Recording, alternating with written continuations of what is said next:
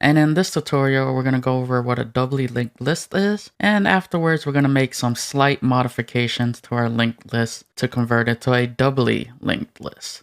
Alright, so to get started, we have a doubly linked list here, and I'm going to assume that you're familiar with at least a singly linked list, but you can see one major difference between a singly linked list and a doubly linked list, and that's that a doubly linked list has an extra data member. So you could take a look at this node here. You can see that we have 3 data members. One is, of course, the data that you want to store within each node. The second one is a pointer to the next node within the list. And the third one that is present within a doubly linked list, but is not present within a singly linked list, is a pointer to the previous node. So here you can see that this node does not have a pointer to a previous node, and that's because there are no previous nodes, because this is the first node within our list. If you take a look at the second node here, it has a pointer to the next node within the list, and it has a pointer to the previous node within the list.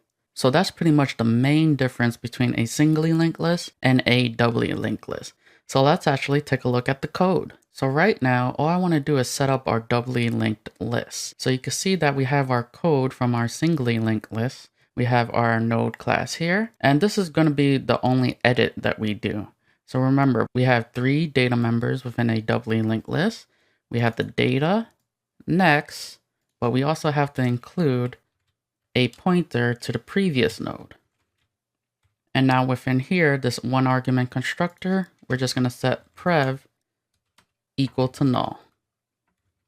So now let's just go through our linked list class.